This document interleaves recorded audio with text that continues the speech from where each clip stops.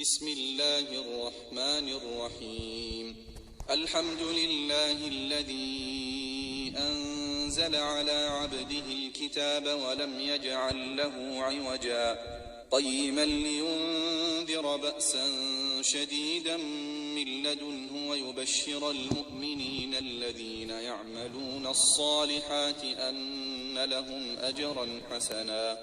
ماكثين فيه أبدا وينذر الذين قالوا اتخذ الله ولدا ما لهم به من علم ولا لآبائهم كبرت كلمة تخرج من أفواههم إن يقولون إلا كذبا فلعلك باخع نفسك على آثارهم إن لم يؤمنوا بهذا الحديث أسفا إنا جعلنا ما على الأرض زينة لها لنبلوهم أيهم أحسن عملا وإنا لجاعلون ما عليها صعيدا جرزا أم حسبت أن أصحاب الكهف والرقيم كانوا من آياتنا عجبا إذ أوى الفتية إلى الكهف فقالوا ربنا آتنا من لدنك رحمة وهيئ لنا من أمرنا رشدا فضربنا على آذانهم في الكهف سنين عددا ثم بعثناهم لنعلم أي الحزبين أحصى لما لبثوا أمدا نحن نقص عليك نبأهم بالحق إنهم فتية آمنوا بربهم وزدناهم هدى وربطنا على قلوبهم إذ قاموا فقالوا ربنا رب السماوات والأرض لن ندعو من دونه إلها لقد قلنا إذا شططا هؤلاء قومنا اتخذوا من دونه آلهة لولا يأتون عليهم بسلطان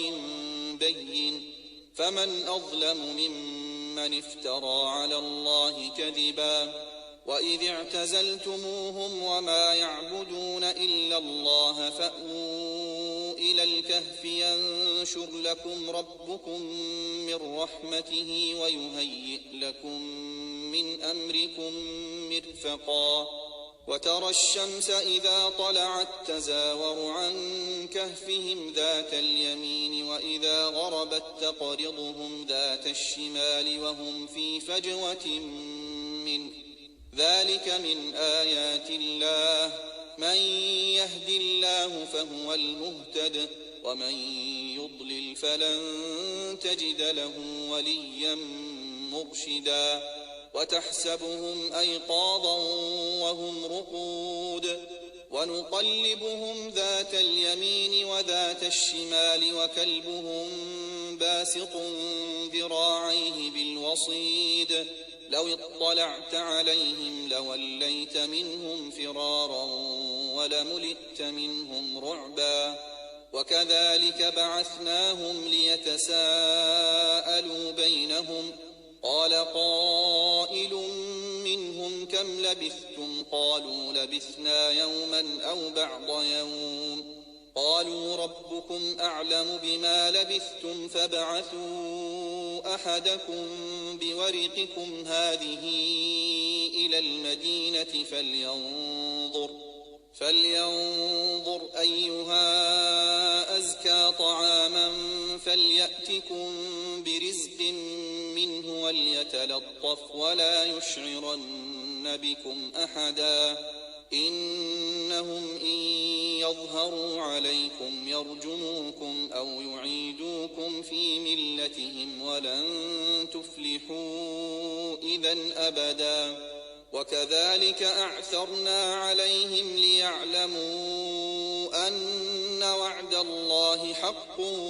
وأن الساعة لا ريب فيها إذ يتنازعون بينهم أمرهم فقالوا ابنوا عليهم بنيانا ربهم أعلم بهم قال الذين غلبوا على أمرهم لنتخذن عليهم مسجدا سيقولون 3 رابعهم كلبهم ويقولون 5 سادسهم كلبهم رجما بالغيب ويقولون 7 وثامنهم كلبهم قل ربي أعلم بعدتهم ما يعلمهم إلا قليل فلا تمار فيهم إلا مراء ظاهرا ولا تستفت فيهم منهم أحدا ولا تقولن لشيء إني فاعل ذلك غدا إلا أن يشاء الله واذكر ربك إذا نسيت وقل عسى أن يهديني ربي لأقرب من هذا رشدا ولبثوا في كهفهم 300 سنين وازدادوا 9 قل الله أعلم بما لبثوا له غيب السماوات والأرض أبصر به وأسمع ما لهم من دونه من ولي ولا يشرك في حكمه أحدا واتل ما أوحي إليك من كتاب ربك لا مبدل لكلماته ولن تجد من دونه ملتحدا واصبر نفسك مع الذين يدعون ربهم بالغداة والعشي يريدون وجهه ولا تعد عيناك عنهم تريد زينة الحياة الدنيا ولا تطع من أغفلنا قلبه عن ذكرنا واتبع هواه وكان أمره فرطا وقل الحق من ربكم فمن شاء فليؤمن ومن شاء فليكفر إنا أعتدنا للظالمين نارا أحاط بهم سرادقها وإن يستغيثوا يغاثوا بماء كالمهل يشوي الوجوه بئس الشراب وساءت مرتفقا إن الذين آمنوا وعملوا الصالحات إنا لا نضيع أجر من أحسن عملا أولئك لهم جنات عدن تجري من تحتهم الأنهار يحلون فيها من أساور من ذهب ويلبسون ثيابا خضرا من سندس وإستبرق متكئين فيها على الأرائك نعم الثواب وحسنت مرتفقا واضرب لهم مثل الرجلين جعلنا لأحدهما جنتين من أعناب وحففناهما بنخل وجعلنا بينهما زرعا كلتا الجنتين آتت أكلها ولم تظلم منه شيئا وفجرنا خلالهما نهرا وكان له ثمر فقال لصاحبه وهو يحاوره أنا أكثر منك مالا وأعز نفرا ودخل جنته وهو ظالم لنفسه قال ما أظن أن تبيد هذه أبدا وما أظن الساعة قائمة ولئن رددت إلى ربي لأجدن خيرا منها منقلبا قال له صاحبه وهو يحاوره أكفرت بالذي خلقك من تراب ثم من نطفة ثم سواك رجلا لكن هو الله ربي ولا أشرك بربي أحدا ولولا إذ دخلت جنتك جنتك قلت ما شاء الله لا قوة إلا بالله إن ترني أنا أقل منك مالا وولدا فعسى ربي أن يؤتيني خيرا من جنتك ويرسل عليها حسبانا من السماء فتصبح صعيدا زلقا أو يصبح ماؤها غورا فلن تستطيع له طلبا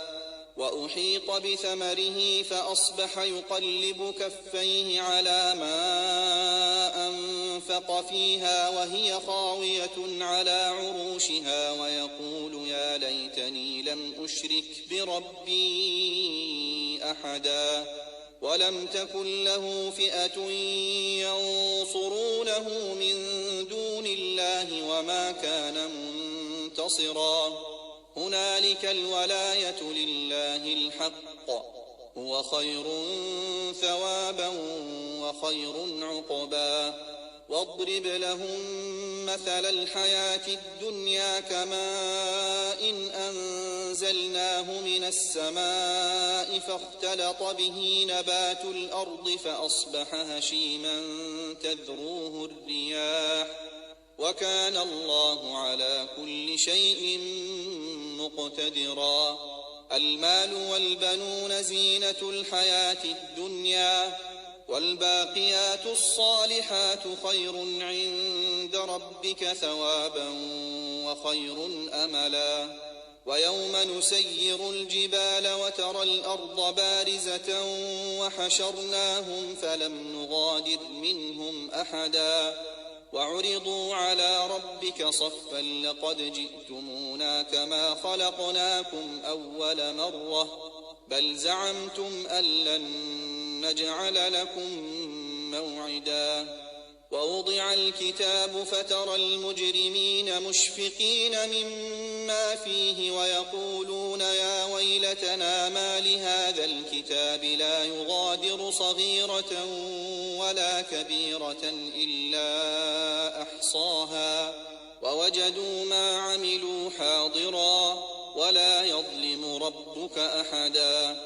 وإذ قلنا للملائكة اسجدوا لآدم فسجدوا إلا إبليس كان من الجن ففسق عن أمر ربه أفتتخذونه وذريته أولياء من دوني وهم لكم عدو بئس للظالمين بدلا ما أشهدتهم خلق السماوات والأرض ولا خلق أنفسهم وما كنت متخذ المضلين عضدا ويوم يقول نادوا شركائي الذين زعمتم فدعوهم فلم يستجيبوا لهم وجعلنا بينهم موبقا ورأى المجرمون النار فظنوا أنهم مواقعوها ولم يجدوا عنها مصرفا ولقد صرفنا في هذا القرآن للناس من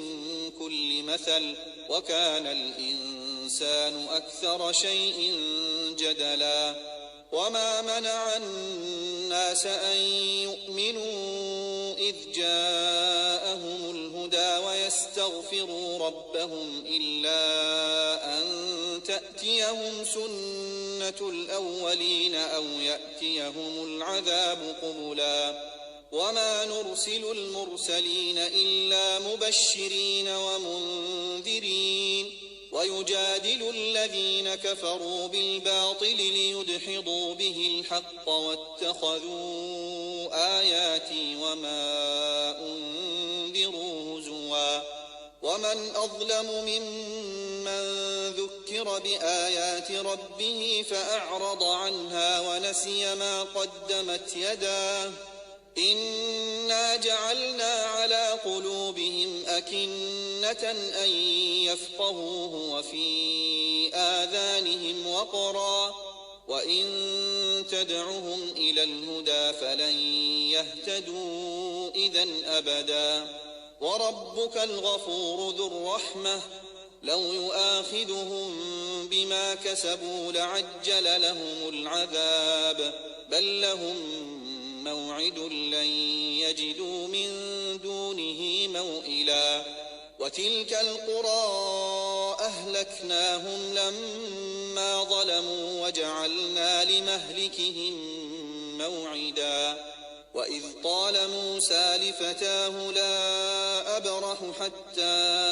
أبلغ مجمع البحرين أو أمضي حقبا فلما بلغا مجمع بينهما نسيا حوتهما فاتخذ سبيله في البحر سربا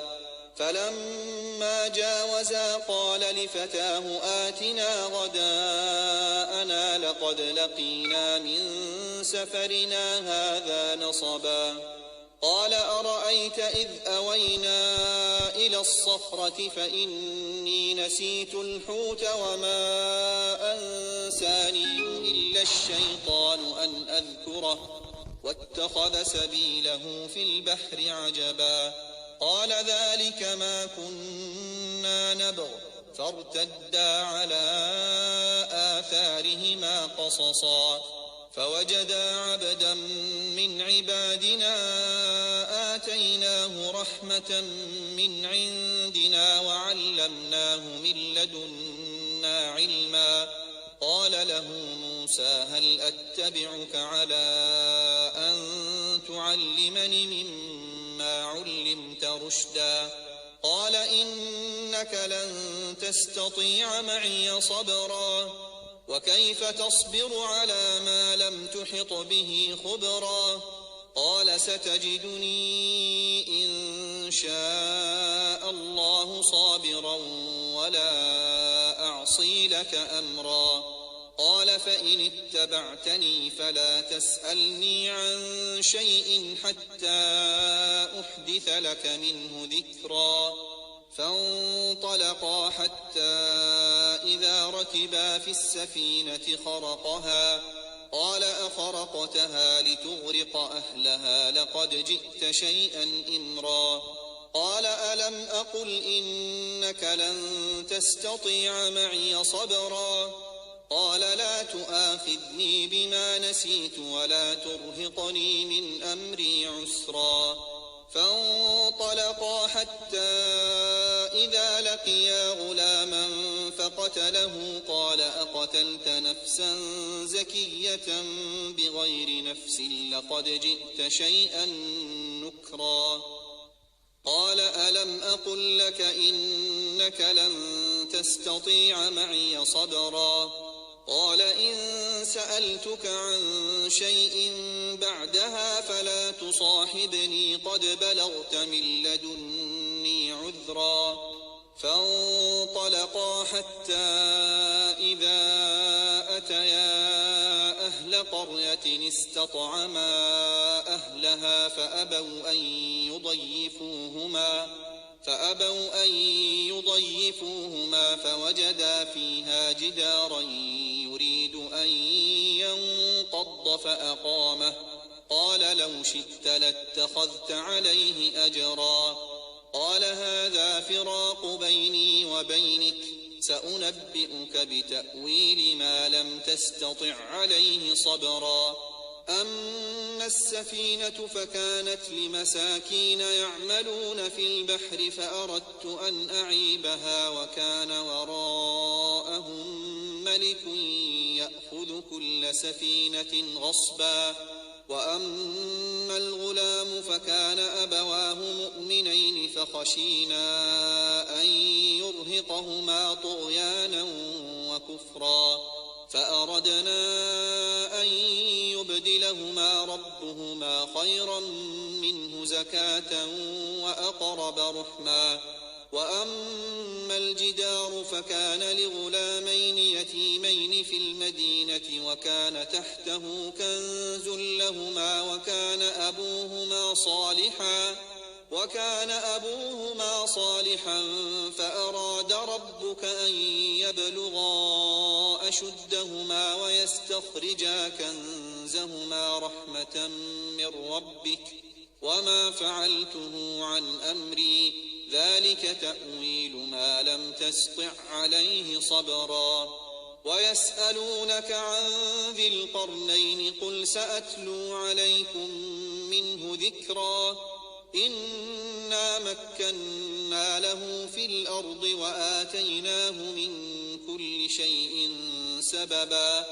فأتبع سببا حتى إذا بلغ مغرب الشمس وجدها تغرب في عين حمئة ووجد عندها قوما قلنا يا ذا القرنين إما أن تعذب وإما أن تتخذ فيهم حسنا قال أما من ظلم فسوف نعذبه ثم يرد إلى ربه فيعذبه عذابا نكرا وأما من آمن وعمل صالحا فله جزاء الحسنى وسنقول له من أمرنا يسرا ثم أتبع سببا حتى إذا بلغ مطلع الشمس وجدها تطلع على قوم لم نجعل لهم من دونها سترا كذلك وقد أحطنا بما لديه خبرا ثم أتبع سببا حتى إذا بلغ بين السدين وجد من دونهما قوما لا يكادون يفقهون قولا قالوا يا ذا القرنين إن يأجوج ومأجوج مفسدون في الأرض فهل نجعل لك خرجا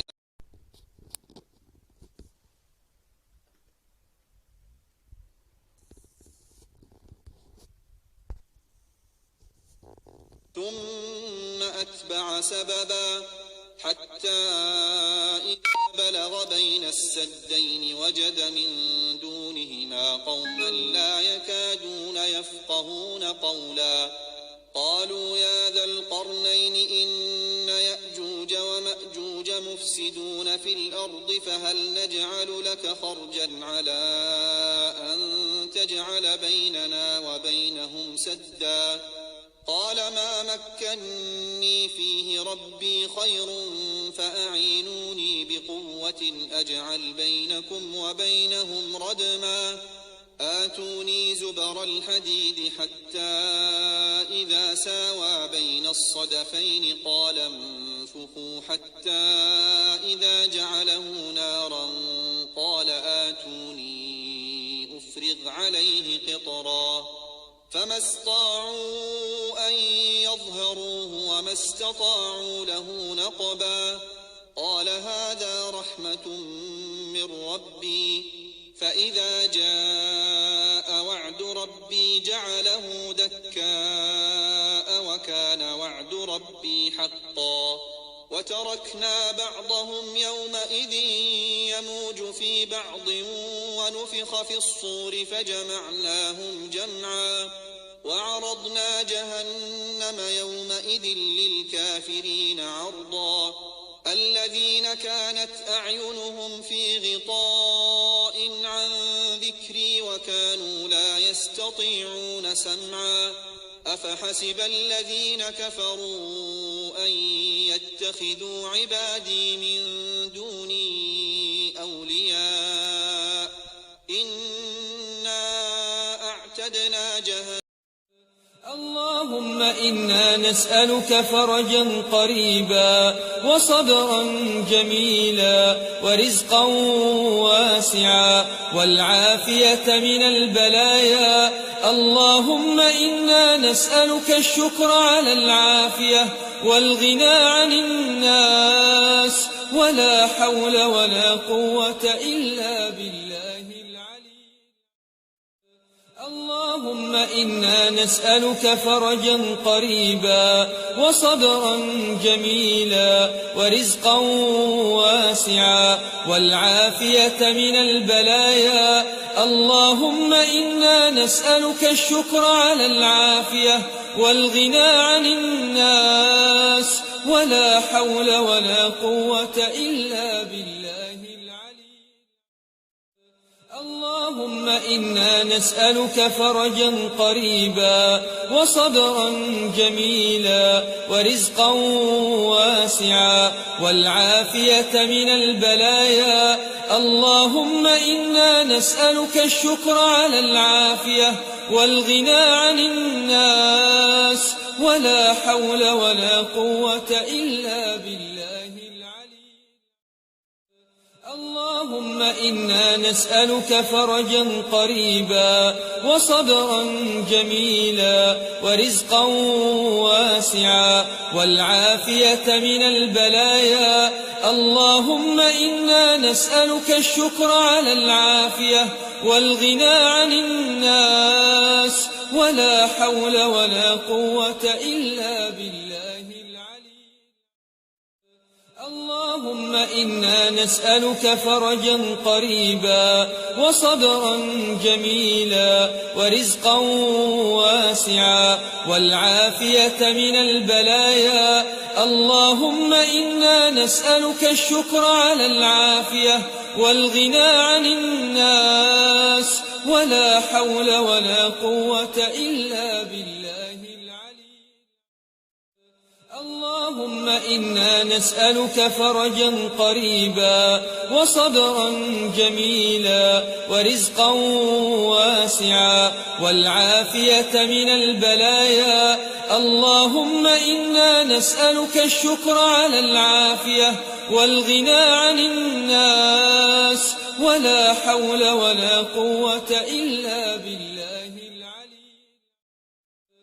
اللهم إنا نسألك فرجا قريبا وصبرا جميلا ورزقا واسعا والعافية من البلايا. اللهم إنا نسألك الشكر على العافية والغنى عن الناس ولا حول ولا قوة إلا بالله العلي.